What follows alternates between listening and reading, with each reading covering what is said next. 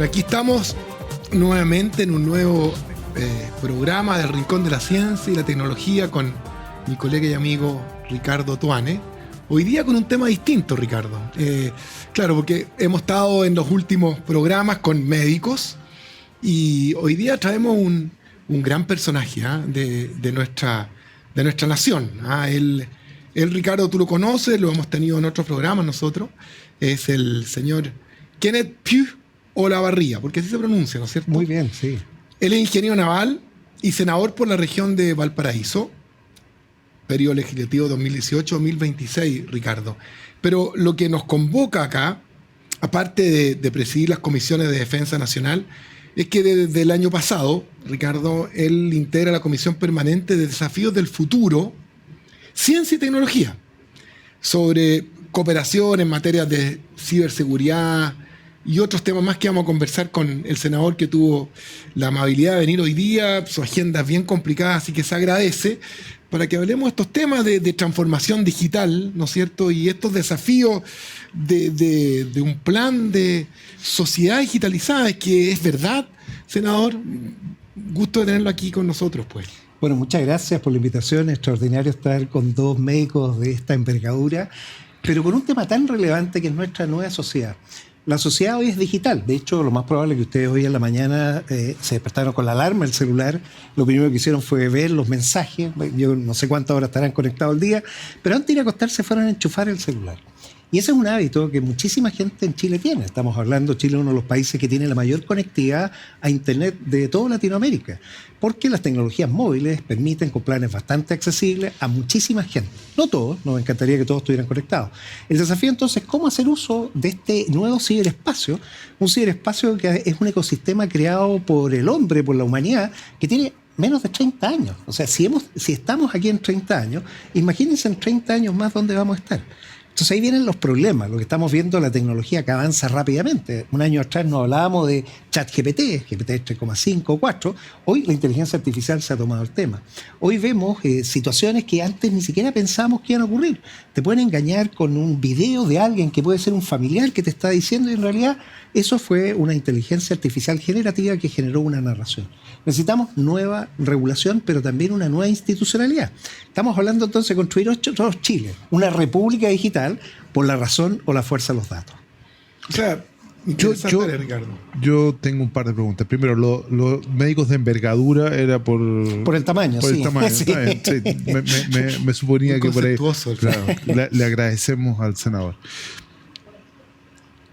Cuando uno piensa, imagina este mundo digital, que es un mundo distinto al plano físico, porque es un mundo un poco como Matrix, como esa película, ¿no es cierto?, que están... para que los auditores, yo les recomiendo que se metan y vayan de nuevo a la saga, porque hay muchos esos conceptos que fueron adelantados pero que hoy día están en boga. Entonces, ¿qué es lo que teóricamente, soñando, va a ocurrir en 30 años más? ¿Cómo van a ser las relaciones interpersonales? ¿Cómo va a ser el mundo? ¿Vamos a tener efectivamente un chip subcutáneo y ya no vamos a tener celular? ¿Cómo se imagina el senador este mundo? Quiero partir por ahí y después vamos a ir a cosas terrenales del mundo de hoy, pero imaginemos el futuro. Bueno, primero, todo lo que se pueda digitalizar, se va a digitalizar, porque todo se pudo conectar. O sea, vamos a estar conectados. No necesariamente con el chip. Fíjate que hoy una inteligencia artificial puede ver cómo mueves las manos y saber quién eres. O sea, no necesitas estar marcado. Tú mismo eres único. No hay nadie igual a ti. Hay, de hecho, inteligencias artificiales que crean el gato que no existía o la persona que no existía, porque han tomado todas las fotos del mundo y han generado un patrón de algo que no existe. Entonces, la identidad propia de uno la conserva uno. O sea, es muy difícil encontrar la misma réplica, incluso ADN, a menos que te clonen. Podría ser algo que podría ocurrir. Pero en la práctica podemos confiar en que nuestra apariencia va a ser nuestra identidad. De hecho, no debiéramos usar claves. Si tú me dijeras, por ejemplo, las claves que uno dice, oye, cambie la clave. La verdad es que yo soy la clave. Y yo soy un humano. Entonces aquí viene la primera relación que tenemos que tener con el ciberespacio. El ciberespacio está al servicio de nosotros, no esclavos nosotros de él. El ciberespacio nos tiene que proteger a nosotros y tiene que garantizar nuestros derechos, tal como se garantizan en el mundo físico. Entonces tú vas a poder relacionarte, tú, porque eres el único, o sea, no va a haber otro. ¿Cuál es el drama que tenemos hoy en día? Que en ese mundo Matrix hay inteligencias artificiales que no son humanas y que tienen derechos humanos. Por ejemplo, la libertad de expresión. La libertad de expresión es un derecho humano, de los humanos, no de las máquinas para que partan enfrentando a las personas. Entonces, tenemos que resolver eso. No tenemos una regulación. El ciberespacio es como el Far West. Llegamos a colonizar, no sabemos dónde vamos. O sea, estamos en un proceso de abordar un continente nuevo, este continente digital, que no lo conocemos, todavía no lo hemos terminado de desarrollar. Hay ciertas cosas que creemos que las vamos a tener que seguir usando y la verdad que no. Lo primero entonces es respetar las cosas esenciales. Por ejemplo, tal como se protege a la vida en el artículo 19 de la Constitución, protejamos los datos personales. Y queremos sacar una nueva institucionalidad, una nueva agencia de protección de datos personales, porque tus datos, que es propiedad privada, todos tenemos propiedad privada, que son nuestros datos personales, los entregamos a un tercero, ya sea al Estado, o a una empresa, o a la universidad, pero con un fin específico, con un consentimiento. Oiga, eso los pasa, usted los cuida, no los vaya a perder, y lo ocupamos para relacionarme, no para que usted haga otras cosas. Entonces ese es el nuevo orden que tenemos que establecer. Ahora, Ricardo, una cosa ahí.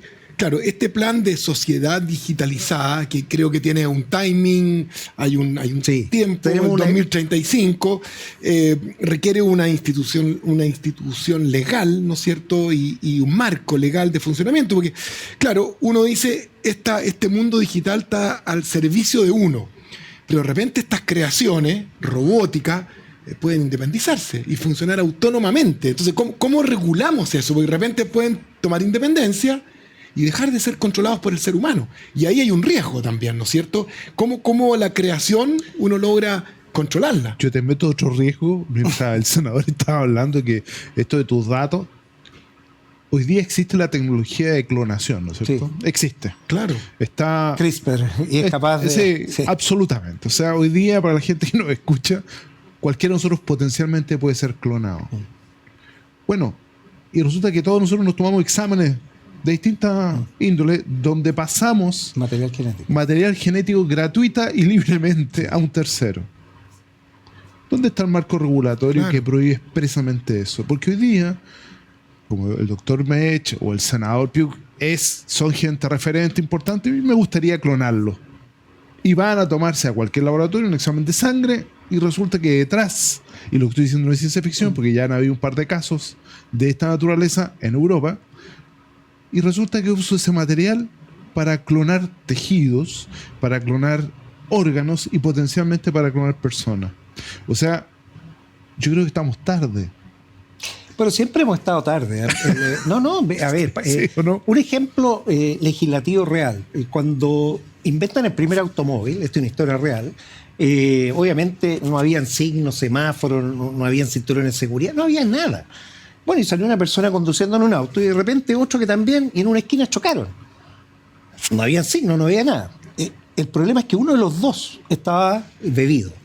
O sea, había conducido bajo los efectos del alcohol. Van a juicio y el juez se ve expuesto a esta situación por primera vez. No había nada. Bueno, ¿y qué hizo? Dejó libre al hombre que está con trago porque dijo, bueno, usted en realidad no se pudo haber dado cuenta de lo que estaba haciendo. Eso da cuenta que no entendemos cuando las tecnologías llegan qué significan. Hoy en día nadie conduciría en un auto sin respetar la velocidad, sin respetar los signos pares, sin el cinturón de seguridad y menos con trago. En Europa. Bueno, si hacemos el paralelo, lamentablemente esa parte de la educación cívica, pero en general la tecnología va antes que la regulación. Esa es una realidad. Con la inteligencia artificial es mucho peor, porque lo que estamos viendo es que cosas que no pensábamos que se podían hacer, ahora se pueden hacer. Entonces, esto necesita, hoy día estábamos conversando, el presidente Biden, el 30 de noviembre, el lunes 30, regula con una orden ejecutiva el desarrollo de inteligencia artificial para precisamente prohibir aquellas cosas que afecten a la humanidad. Una, la manipulación genética, porque eso te puede generar un problemazo. Y aquí no es un tema ético, o sea, aquí entramos al tema de los delitos. O sea, usted vulnera y tiene que ser sometido, y ese es el marco que tenemos que establecer. ¿Dónde está lo ético? ¿Y en qué momento esa creación que se desconectó del creador es responsable de algo que tenemos que hacerla parte de este proceso? Entonces, es complejo porque uno siempre busca quién está detrás. El ejemplo básico... Perdón, y así como usted nombra a un presidente de una potencia mundial muy preocupada de estos temas dando incluso órdenes ejecutivas y no resoluciones parlamentarias. Aquí nuestro ejecutivo y nuestro poder ejecutivo también está muy preocupado de no solamente la ciencia y tecnología, sino que de esta transformación digital. ¿Hay recursos importantes del Estado? Yo creo que no, yo le hago la pregunta un poquito así capciosa, para que usted, digamos, nos cuente. Bueno, el tema de la transformación digital es algo que efectivamente hay que hacer. Tenemos una ley, la 21.180, transformación digital del Estado. Parte este año, tiene 5 años para poder ejecutarla. La primera fase es de interoperabilidad. A un abogado le encantaría esta definición, es la que provee certeza jurídica de actos digitales. O sea, actos digitales que hace el Estado, personas naturales como nosotros, personas jurídicas como la empresa o dispositivos. Que lo que dice esa transacción, eso vale. O sea, tiene validez porque hay trazabilidad, se sabe quién, cuándo y por qué entró, e integridad, la data no fue cambiada. Eso no lo tenemos. Entonces, no lo tenemos todavía. O sea, no es confiable todavía. No, porque si tú tomas, ¿qué es lo que tenemos nosotros como nuestra identidad digital? Es la clave única. Pero la clave única no es un sistema de identidad digital. Se llama en el mundo, en la jerga, credenciales. Porque tú tienes un nombre, que puede ser tu casilla, tu root, tu nick, y una clave, que puede ser cualquier cosa, 1, 2, 3, 4, 5. No suplanta cualquiera. Entonces, no hay una forma de verificar si efectivamente es la persona la que está ingresando. Chile tiene que tener identidad digital y eso significa en el registro civil tener otros factores de autenticación, tener un certificado digital, clave pública, clave privada, encriptado, y reconocer que es la persona y que está vivo, porque también tú podrías pedirle hasta una prueba de vida para no entregarle algo a alguien que en ese momento no existe. Entonces es complejo el solamente decir, mira, esto vamos a digitalizarlo y pasamos a un sistema transaccional. Es mucho más complejo, porque tenemos que tener certeza jurídica de lo que está ocurriendo. Entonces, la interoperabilidad con la identidad digital es lo primero. Después viene algo que es esencial, es partir con todo el gobierno central. Estamos hablando, si tomaras todas las organizaciones del gobierno, son más de 1.200, pero gobierno central, podemos fácilmente poner 500, 600. Después, los gobiernos regionales son pocos, 16. Y finalmente, los municipios, los gobiernos comunales, 345. Esos son los últimos. Imagínate lo que es transformar cada uno de ellos y que entre ellos conversen. ¿Qué es lo que estamos diciendo? Es imposible que lo hagan mediante los convenios. Yo hago un convenio porque todos los convenios, todos con todos, nos vamos a pasar un siglo haciendo convenios. Europa resolvió esto con una ley de gobernanza e interoperabilidad con 4 capas. La primera, esta capa técnica encriptada que permite que los datos circulen con confianza digital. Después otra que es de lenguajes. Ahí en el mundo médico, IPA, HL7, que son los lenguajes que conversan, o JSON o XML, como quieras traspasarse los datos. Después viene la capa semántica, que es la capa de qué organización entiende qué cosa por cada elemento. Conversábamos recién a los abogados, si uno le pregunta qué es un código, te van a decir código tributario, código legislativo, bueno, a un ingeniero le preguntas qué es código, te va a decir, código, bueno, lenguaje C, Python. A un médico probablemente el código ética. Cada uno entiende algo distinto. Lo mismo las organizaciones. Y finalmente el marco jurídico que permita que todo esto funcione. Eso no existe. Mientras no tengamos eso, no vamos a poder avanzar. A riesgo de ser imprudente en esta pregunta, ¿y el copy-paste aquí no resulta? Me explico. Sí. Si la Comunidad Europea, que tiene, no sé, 36 miembros, algunos activos, otros con distinta categoría, pero que tiene, no sé, 14 idiomas distintos y subidiomas, y tiene distintos regímenes monárquicos, parlamentarios, abiertos, presidenciales, son capaces de ponerse de acuerdo y lo hacen y funciona. Esta pregunta puede ser medio absurda. Pero yo voy y si lo están haciendo bien y digo, ok, parece que por aquí va la cosa. ¿Por qué nos demoramos tanto? Porque hoy día con los blockchain, digamos, que de intercambio de información, en que soy capaz de mandar información de un lado a otro de forma instantánea, segura y con o sin trazabilidad, depende de lo que yo quiera, sí. ¿No es cierto? Pero sin capacidad de cambiarla o boicotearla. O sea, hoy día podríamos hacerlo. Por supuesto. ¿Y por qué no lo hacemos? A ver, porque siempre en Chile creemos que las cosas las podemos hacer mejor. Y ese es el primer absurdo. No, este es un tema cultural. Fíjate que en Europa tenemos 2 países federados, Finlandia y Estonia, que tienen el Instituto Nórdico de Soluciones de Interoperabilidad. Se llama NIS, un año lo preside Finlandia, el otro año lo preside Estonia. Ellos tienen un sistema gratuito, gratis, se lo entregan a los gobiernos, de código abierto, cualquiera puede ver, tiene blockchain, un blockchain KSI, se llama X-Road, y te lo ofrecen gratis.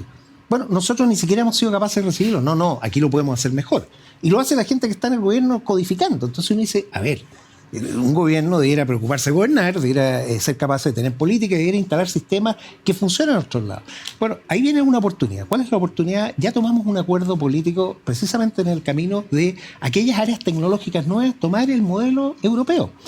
Primera ejemplo, la ley de delitos informáticos que aprobamos el año pasado sigue el estándar de la Convención de Budapest, un convenio europeo que permite perseguir cibercrimen transnacional. Ya está, ya lo tenemos ley. Fue la primera. Ahora viene el GDPR, Reglamento Europeo de Protección de Datos, que lo vamos a sacar este año con una nueva agencia. Y después ciberseguridad con NIS2, que es el estándar europeo también de protección de todos los servicios esenciales, los operadores vitales. Entonces, estamos construyendo un edificio con norma europea. ¿Qué falta? La interoperabilidad, que es una palabra difícil, pero que espero, yo participo con un grupo de senadoras y diputados en una comisión conjunta, y tenemos que ir en la primera semana de diciembre al Parlamento Europeo, a Bruselas, porque se está negociando la extensión del acuerdo comercial con Europa los próximos 20 años y las visas Schengen. Y lo que tenemos que demostrar es que Chile ha avanzado en su compromiso de subir el estándar de protección de datos y subir el estándar de ciberseguridad. Entonces espero irle a explicar. Y quiero traerme de vuelta de cooperación precisamente esta ley de interoperabilidad y de identidad digital. Porque si nos vamos a subir al carro digital, hagámoslo con todos los elementos que se requieren. Ricardo, yo creo que con el senador Kenneth Pugh estamos conversando temas que a mí me hace parecer como que estamos en otro país, porque es de un nivel increíble el senador al propósito de los temas de transformación digital. Maravilla. Yo estoy aprendiendo aquí. Tenemos la esperanza. Y yo le agradezco, senador. Vamos a la pausa y volvemos en un segundo con este interesante invitado extraordinario.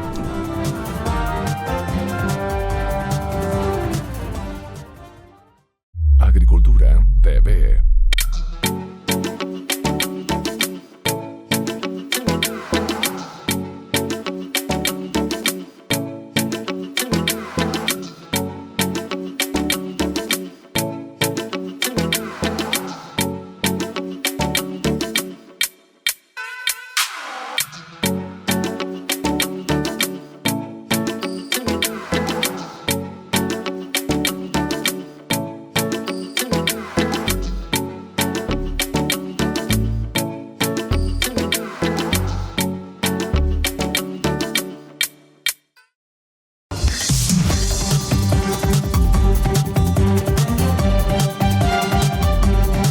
Aquí estamos, Ricardo, en el segundo bloque de este extraordinario capítulo del Rincón de la Ciencia y la Tecnología, contigo, por supuesto, y con el senador Kenneth Pugh, que seguramente dentro del Parlamento, y no se nos vayan a sentir otros parlamentarios, es la persona que más sabe de lo que está pasando en tecnología, en desarrollo digital, y que a mí me tiene anodado con toda la información que nos ha dado, y que esto es un tema popular, senador. O sea, llega realmente desde la educación primaria en adelante a nuestros ciudadanos. Es un tema que afecta tanto a hombres y mujeres. ¿Hay paridad aquí en todo este tema digital? Cuéntenos un poco de esto. Bueno, a ver, si tomamos data, yo siempre digo la política pública la tenemos que hacer basada en evidencia, en data, igual que los médicos, y no en guata. Aquí el problema que tenemos es que mucha guata. Data. En estos momentos tenemos un problema gigantesco de ingreso de niñas y niños a edad muy temprana sin preparación previa a Internet. Cuando digo edad temprana, las plataformas permiten a los 13 años inscribirse. 4 años atrás UNICEF nos decía que están entrando con 12 años, ya había un año de diferencia. Bueno, hoy en día, este año, están entrando con 9 años. Entonces, niñas y niños a los 9 años son expuestos a este mundo. Es un mundo sin reglas, es un mundo que ocurren muchas cosas, sin padres o madres. Por eso yo digo, no son nativos digitales, son huérfanos digitales que están abandonados y que pueden producir un cambio, una mentalidad increíble. Hoy los vemos conectados solo al celular, no conversan entre ellos, salen, es espantoso decirlo, pero van al zoológico y están viendo el celular y atrás está el elefante, no les interesa ver el elefante. Es decir, hay cambios culturales que se están produciendo gigantescos que tenemos que detectarlos. Europa empezó ya a regular, y está regulando, limitando el tiempo para permitirle a ellos que tengan la oportunidad de infancia, lectura, y lectura crítica, o sea, leer y entender lo que leyeron, para pensamiento crítico, el poder desarrollar algo y no ser un esclavo. ¿Qué es lo que tenemos que hacer entonces? Regular el ingreso, y para eso ciberhigiene. Y esto es un tema que un médico lo puede entender muy bien, las mamás mejor. Antes de sentarse a la mesa para no tener virus, lávese las manos, después de levantarse a la mesa, lávese los dientes para que las bacterias no se lo coman. Bueno, lo mismo tenemos que hacer en el ciberespacio. ¿Cuáles son esos hábitos que tenemos que instalar para que se puedan desempeñar bien? Si los conectamos a todos, que es lo que queremos, se nos produce una brecha de género de mujeres en tecnologías digitales gigantesca. La primera persona que programó en el mundo fue una mujer, Lady Ada Byron. Y las mujeres nos llevaron a la Luna, todo el programa espacial de Estados Unidos, eran las mejores programadoras. Sí. Pero esa curva creciente de mujeres en tecnologías digitales, el año 1985 empezó a decaer. Y es el año en que los hombres empezaron a programar videojuegos. Obviamente una teoría, la podemos comprobar, pero las curvas en todo el mundo ha pasado lo mismo. Y esta es una brecha de género gigantesca que no sabemos cómo solucionarla. Entonces, no solo tenemos que conectar a las personas, sino que estimular, especialmente a las mujeres, a que ingresen, porque aquí tienen un campo laboral donde son necesarios. Yo quiero desafiarlo con una cosa, porque Bien. si a la pasada, en todos estos conceptos tan potentes, hay algunos que yo quisiera rescatar. Primero, estos niños que están conectados hacia la pasada son más inteligentes, tienen más conocimiento, tienen menos habilidades o destrezas sociales. O sea, hay cambios en el comportamiento que de alguna manera son cambios esperados por una mejor humanidad, porque todo esto que estamos hablando de alguna manera se define como en el viaje hacia el futuro de una humanidad en teoría mejor, en donde el sueño de Aristóteles que viajemos para ser felices en este viaje se cumpla. Entonces la pregunta es, toda esta maravillosa adquisición de tecnología ha hecho que estas nuevas generaciones, estos niños 13, 14, 15, 20 años, sean niños más preparados. No solo más preparados, sino que yo me refiero con una sensación más profunda de empatía con el medio y entender lo que están. Y yo no lo sé, y quiero preguntarle a un experto. Bueno, los estudios no son concretos porque todavía no hay un estudio cohorte suficiente como para poder sostener ciertas cosas. Lo que sí hay evidencia que demuestra, primero, tenemos una baja en todas las mediciones escolares. Si uno ve CIMSE, matemática, es baja, o sea, no es el fenómeno, cuando sabemos que están conectados. O sea, aquí hay un tema en que lo que puede probablemente haber en algún hogar es la disputa, si usa la mamá el teléfono o lo usa el niño. Pero teniendo conectividad no ha generado un cambio significativo, que uno diga, mira, en realidad estamos notando que esto está ayudando. O sea, la métrica no está. Segundo, hay un problema de desconexión y de aumento de la violencia, y especialmente hacia las mujeres. Y se ha generado, y esto era el bullying que había antes, pero ahora es el ciberbullying, y además con muchas cosas relacionadas con ella, a edades muy tempranas.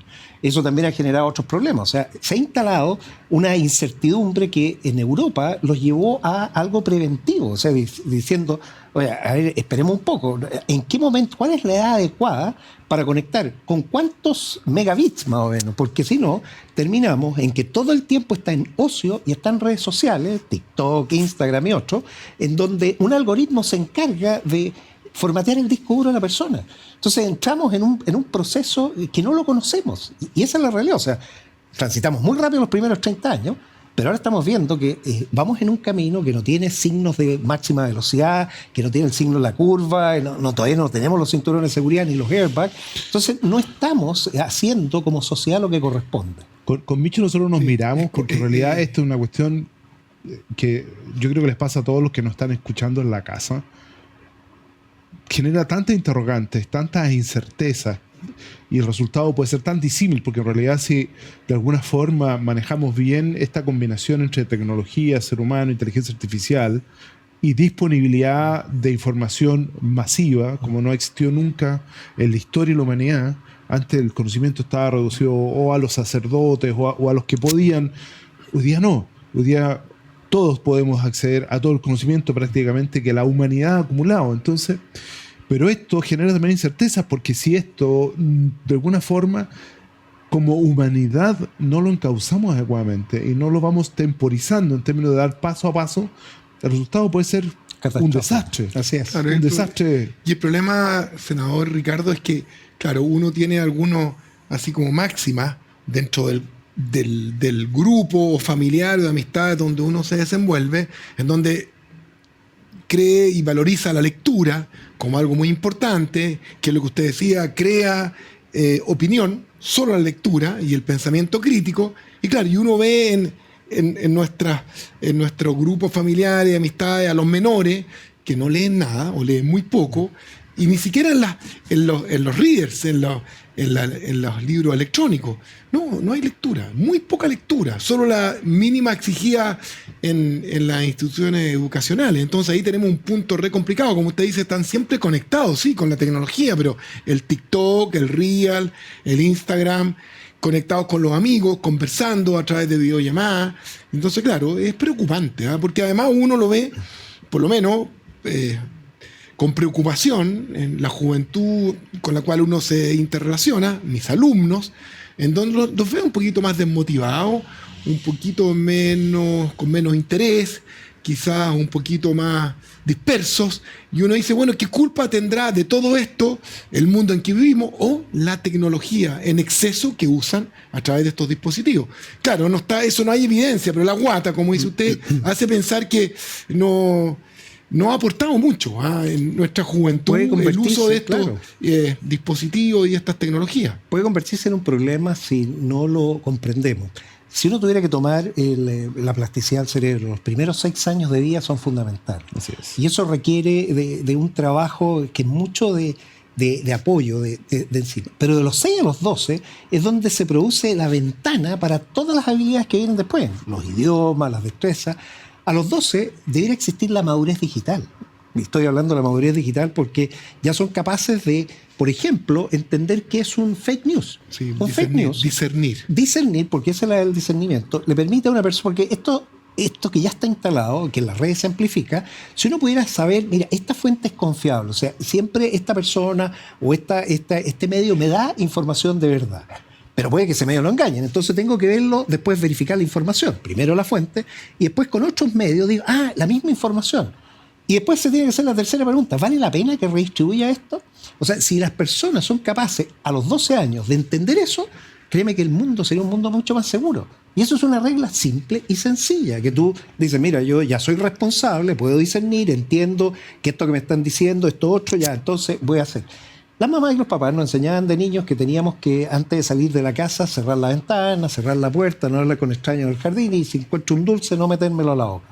Hoy en día, las sesiones de los computadores, las ventanas quedan abiertas, los puertos de los computadores están todos abiertos, hablamos con extraños en las redes sin saber quién es, o sea, la suplantación de identidad gigantesca, y si encuentras un pendrive, lo puedes conectar y te vas a contaminar, o sea, ese dulcecito. Esto es solo para hacer un paralelo, que en el mundo digital no cumplimos las mismas reglas que cumplimos en el mundo físico. O sea, primero, seamos buenos en el mundo físico, o sea, primero uno dice inteligencia artificial, sí, pero primero desarrollemos la inteligencia humana, y eso son los primeros 12 años, o sea, antes de los 12 años, tenemos que hacer algo para asegurarnos que eso existe. Y después, obviamente, van a tener todas las herramientas que quieran para seguir adelante. Yo creo, escuchando al senador, yo creo que estamos aquí en un tema muy complejo. Porque efectivamente tú ves a las nuevas generaciones y les cuesta el pensamiento crítico. Cuando tú haces el análisis. Mucho. Con excepción de algunos países como Singapur, que han tenido una experiencia, pero muy forjada en el rigor y en el exigir. Ojo. Pero cuando tú empiezas con las nuevas generaciones a estimularlo hacia un pensamiento crítico, tú te das cuenta que son prácticamente analfabetos conceptuales. O sea, son capaces de leer de corrido, pero cuando tú vas al concepto de fondo son analfabetos.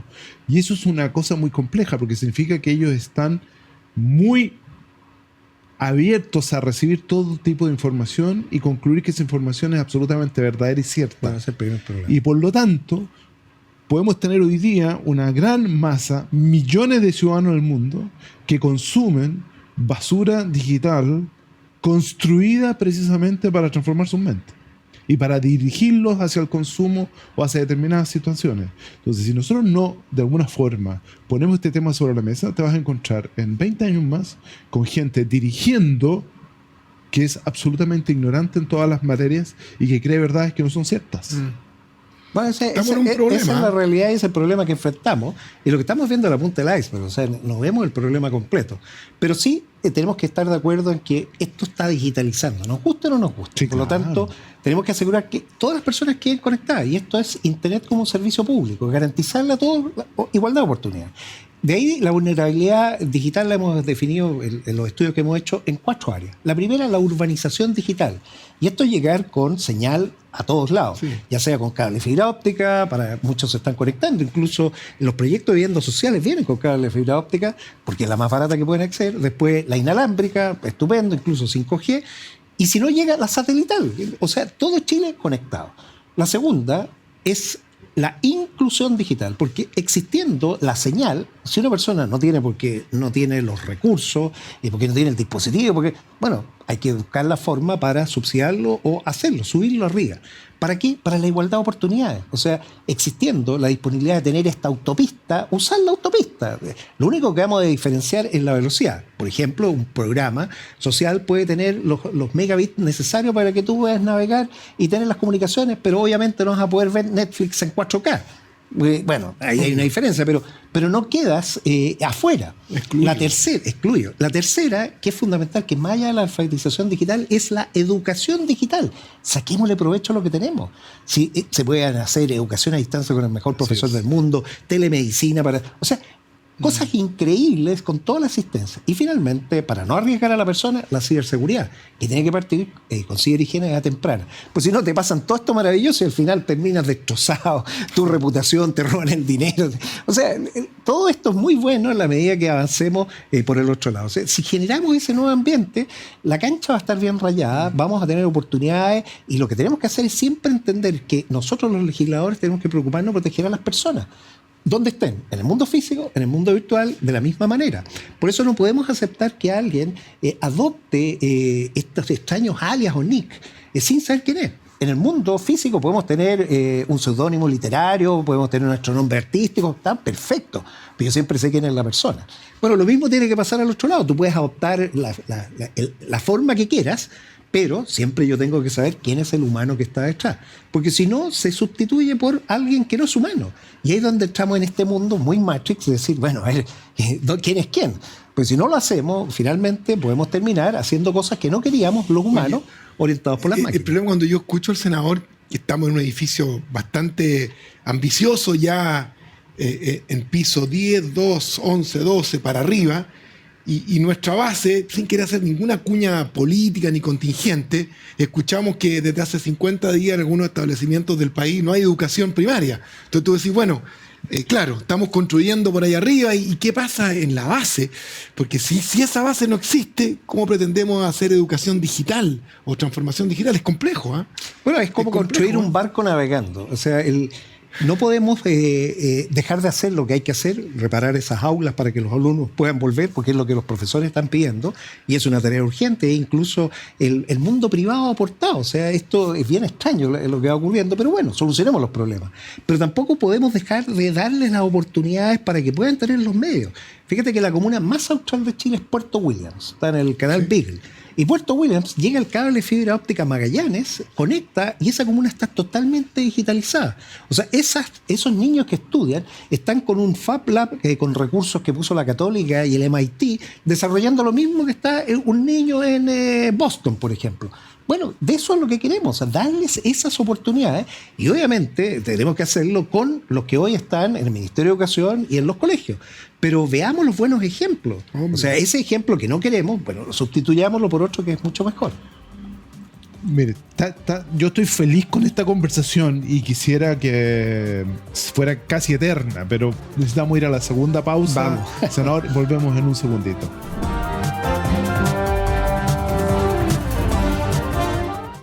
Agricultura TV.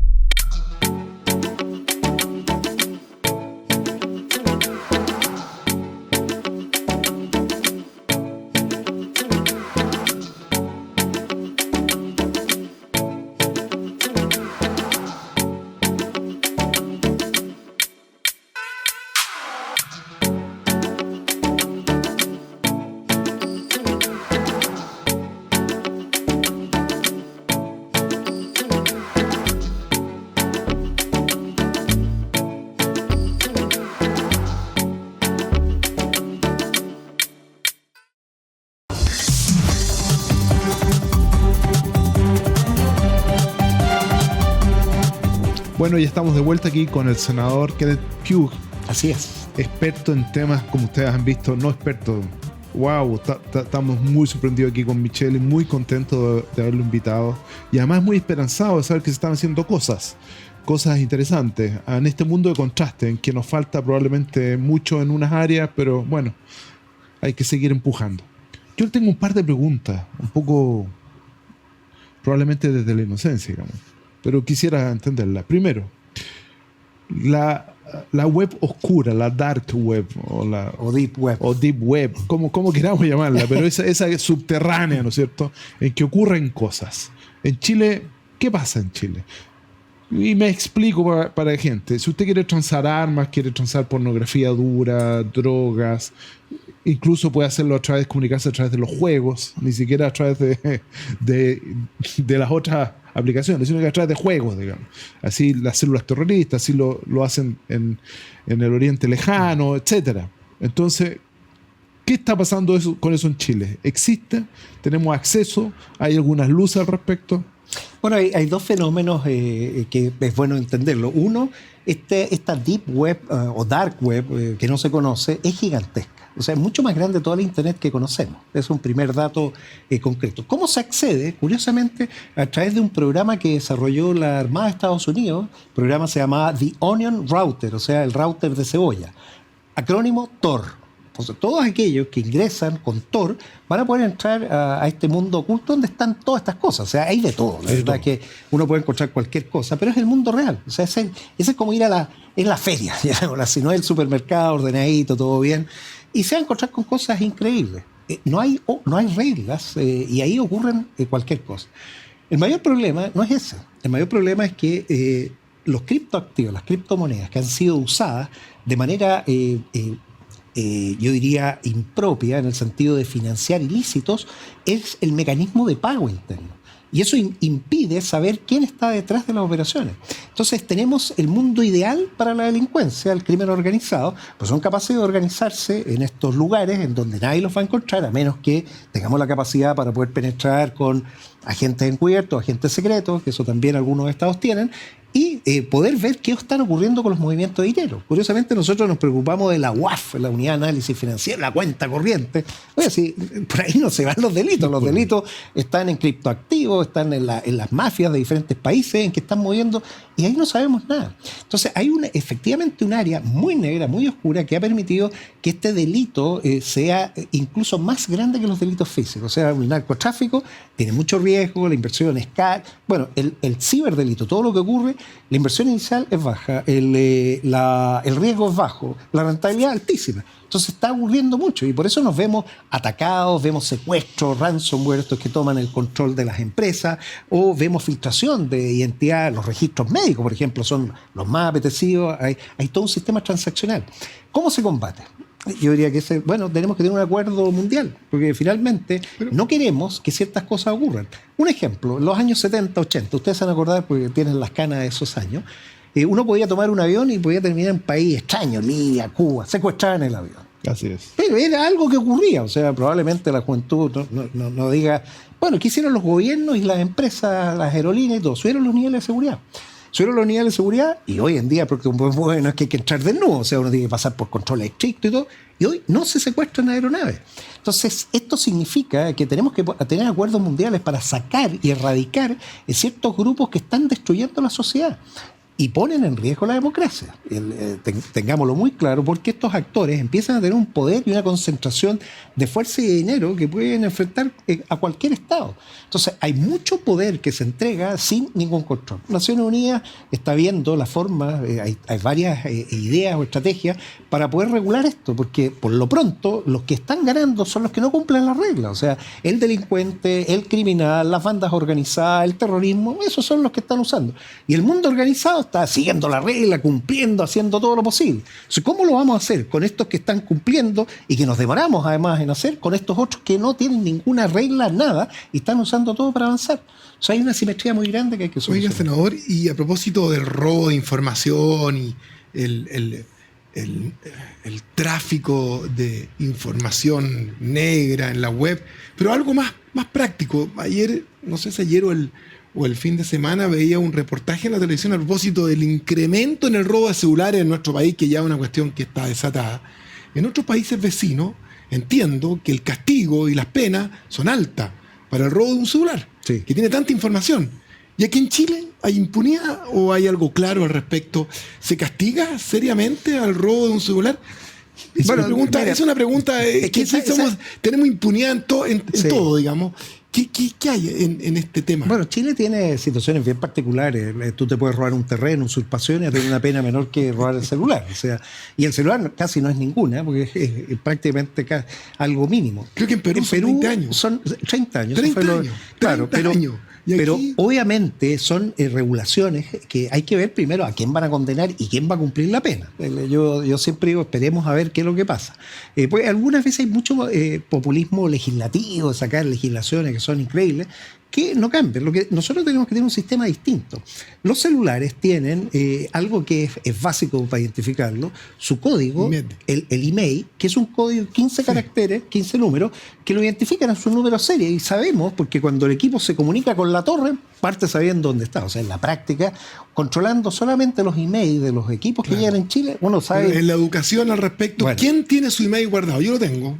Pero ¿quién? Hago una encuesta y muy poca gente sabe. ¿Y cómo lograr tener Mira, cuando te lo robaron? No te preocupes, Entonces, los emails, qué bueno que lo tenga, porque hemos visto facturas de venta de equipo donde el email que dice la factura no es el email del equipo. O sea, ni siquiera conversa el sistema de importación y compra. Supone que la Subsecretaría de Telecomunicaciones tiene el registro y si tú ingresas un teléfono que no sea ingresado por el sistema normal de importaciones, tienes que informarlo. ¿Pero para qué sirve? Si no hemos logrado poner a nadie, ni siquiera es complicado presentarse a un juez porque tiene un celular que no le corresponde, sabiendo que los celulares, uno sabe exactamente de quién es. Ese es un tema, entonces, yo diría, más que el saber que somos efectivos en el cumplimiento y que tiene consecuencias. Si el delito no tiene consecuencias, es impunidad. Entonces, si instala eso, bueno, tenemos un problema. Y por eso aquí hay impunidad. Y vemos que la gente le saca el celular en la calle, lo toma. Sí. Hay todo un tráfico de celulares, lo ocupan. En las cárceles se está haciendo teletrabajo. Bueno, hay impunidad en todo, digamos. Y uno, perdón, pero es que esto es importante. Sí. Porque alegamos de que estamos con un tema de narcotráfico y resulta que en los principales puertos del país los escáneres no funcionan. No funcionan. Escuche usted, esto es tecnología. Los scans, donde usted podría pasar un contenedor y saber lo que hay dentro, no funcionan, no hay. Existe la tecnología, por supuesto, y desde hace años, y es eficiente, tremendamente eficiente, pero los puertos en Chile no hay. Pregunten por qué. Sí, esa es la realidad. Entonces, es que yo me tomo un poco lo que dice Micho, estamos construyendo que queremos ciberseguridad, pero los puertos puede entrar un container completo con cualquier cosa y nadie sabe lo que hay dentro. Mira, a ver, esto pasa en otros puertos que hay escáner y saben que la pasada del contenedor son tantos miles de dólares para que el funcionario no vea lo que hay en el contenedor. Tenemos problemas serios y esos problemas ocurren cuando el crimen organizado se instala en un país y parte con lo primero, que es el lavado de activos. El lavado de activos, ¿qué genera? Porque es imposible conectar, genera corrupción. Y la corrupción, cuando se instala, no tenemos cómo sacarla. O sea, lo primero que tenemos que despejar ¿Se instaló en Chile la corrupción? No, yo creo que sí. Y lo digo con conocimiento de causa, porque es un país en donde uno no ve cosas que llamen la atención. O sea, cuando tú ves a un... en el Poder Judicial, no voy a venir al caso, tomando decisiones arbitrarias algunas veces, con situaciones que uno dice, oye, pero esto me suena muy raro. Uno podría asumir cualquier cosa, pero en forma concreta lo que tenemos que asumir es nuestra capacidad para detectar amenazas, porque son amenazas, no existe porque no tenemos un sistema de inteligencia robusto. Chile es de los pocos países del mundo que no lo tienen, y no lo tiene por una decisión política, porque se decidió darle mínimas facultades a una agencia y no tiene capacidad de saber qué es lo que viene. O sea, cuando tú dices, mira, yo tengo que enfrentar amenazas gigantescas que pueden venir de crimen organizado, que pueden venir, las que tú quieras. Bueno, ¿qué estoy haciendo para anticiparme a ellas antes que lleguen al país? Y no lo estamos haciendo. No lo estamos haciendo. Y no lo estamos haciendo por una decisión política. O sea, porque no nos hemos puesto de acuerdo en algo tan simple como decirle... Pero eso significa que hay un sector político, independiente cual sea, que se opone de alguna manera a tener un sistema de inteligencia para anticipar eventos que afectan la seguridad de los ciudadanos o la integridad de la nación. Así es. Y ese es uno de los temas que yo he puesto en primer lugar en la tabla de todas las legislaciones que tenemos que sacar adelante, mucho antes que ciberseguridad otro. Porque si no somos capaces de... Esto es lo mismo que el acceso a Internet. Bueno, mucha información puede estar disponible, pero hay otra que no está disponible. Y esa es la que permite tomar decisiones o anticiparse a hechos. Si no tenemos y desarrollamos un sistema que sea interconectado con interoperabilidad, que cada organismo del Estado pueda compartir su información y podamos ejecutar acciones, vamos a estar siempre en forma individual siendo derrotados. Eso no lo tenemos. Y esa es parte de lo que hablamos de poner un estándar común para todos. ¿Cómo damos el salto al desarrollo, senador? Me extiendo un segundo solamente.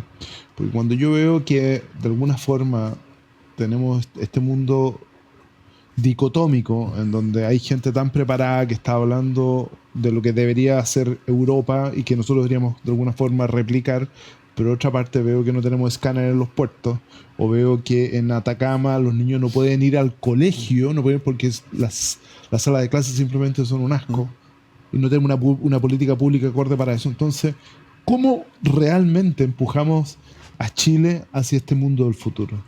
Mira, nuevamente, yo creo que lo que tenemos que hacer es con más tecnología. ¿Y por qué lo digo con más tecnología? Si realmente queremos modernizar el Estado, tenemos que hacerlo con la transformación digital del Estado.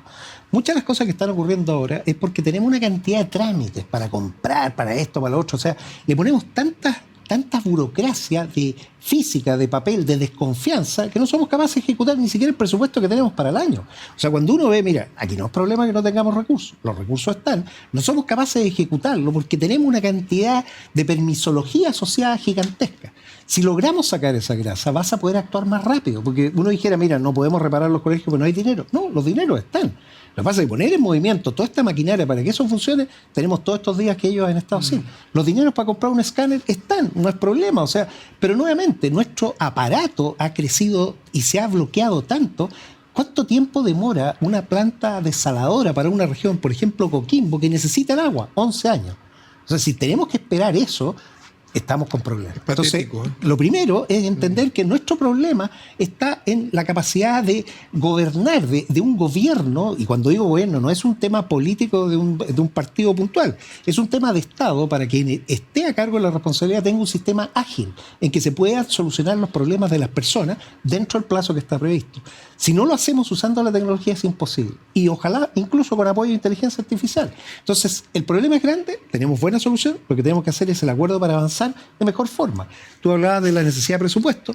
Presupuesto se puede incluso sacar con lo que tienes año a año. No tienes que hacer una gran inversión adicional. Es solamente voluntad de decir, esta es la forma que vamos a salir. Vamos a ir hacia allá, unos por la derecha, otros por la izquierda, pero vamos todos hacia allá. Oiga, senador, hay un tema que igual yo creo que debe preocupar a nuestro auditorio aquí televidente, que claro, uno habla de esta transformación digital, de esta tecnología increíble, la inteligencia artificial, la robótica, y mucha gente se estará preguntando, bueno, ¿y mi pega? ¿Y cómo se mitiga el empleo humano que va a estar afectado por todo esto? ¿Es un tema para preocuparse, para que quien se preocupe, o viene una transformación, una readaptación? ¿Cómo lo ve usted? Bueno, va a ser real, efectivamente, ciertos oficios, ciertas profesiones que conocíamos van a dejar de existir. Eso pasó en su minuto. Una de las profesiones más demandadas era el tonelero, porque no había otra forma de poder mandar desde combustible, el petróleo en esa época, por eso seguimos con el barril y no el tambor, el barril de petróleo 156 litros, pero dejó de ser importante porque fue reemplazada. Entonces lo que tenemos que ver no es las que se van a perder, son cuáles son las nuevas profesiones que tenemos que desarrollar.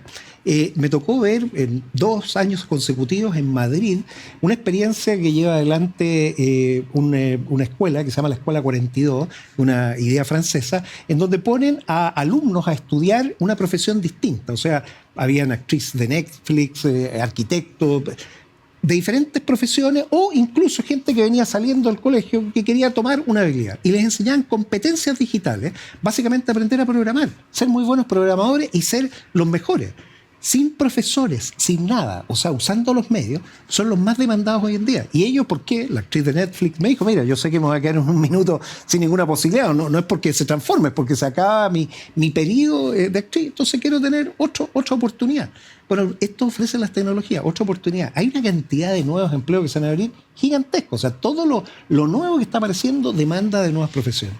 no sabemos de qué forma, porque aquí viene ahora el desafío. Fíjate que el mismo CENSE tiene que partir cambiando, o sea, de unos cursos que hacía un cierto tipo, tiene que empezar a hacer otros cursos, y así rápidamente se empieza a producir este traspaso. Solamente en ciberseguridad, y este es un dato que midió este año el gobierno, hay 28.000 puestos de trabajo que no se pueden completar porque no hay personas. ¿Y cómo vamos a sacar 28.000 personas en un año? Y por eso estamos viendo que nadie puede progresar ni estar seguro. ¿Por qué? Porque no está la competencia necesaria instalada. Hay muchas profesiones nuevas que van a aparecer. Oye, Ricardo, yo creo que estos programas nuestros aparecen, senador, los días martes a las 21 horas, y mucha gente, como uno, a lo mejor puede tener hasta ahora un poquito de hambre. Sin embargo, yo me voy llenito. Yo me voy con sensaciones duales. Sí, yo me voy con una cosa entre muy contento por tener gente tan capaz, tan competente que sabe, pero otra parte, las nubarrones que hay si no hacemos las cosas bien van a ser realmente un mundo de catástrofe. Y Chile, tengo la sensación de que no estamos haciendo las cosas bien. Puedo estar equivocado y quisiera que las estuviéramos haciendo bien y quisiera estar equivocado, pero tengo la sensación tenemos que hacerlas mejor. Pero sabe, senador, su participación, bueno, usted es un hombre conocido, pero igual a través del Rincón de la Ciencia y la Tecnología hay mucha gente que lo ha conocido hoy día, y es bueno que nuestra gente sepa que hay buenos políticos y buenos parlamentarios preparados en temas tan importantes como este, y eso igual es gratificante. Queremos darle las gracias hoy día al senador Kenneth Pugh por estar con nosotros, enseñarnos, deslumbrarnos. Y este programa que ustedes están recibiendo en sus casas y que nos escuchan, viene desde el futuro. Nosotros somos parte de la inteligencia artificial. Somos hologramas. Y somos hologramas. Así que pueden criticarnos todo lo que quieran y en la próxima esperamos tener una versión mejor de nosotros. Que estén súper bien. Muchas gracias. Chao, Michito. Senador. Gracias, senador. Muchas gracias. Chao, chao.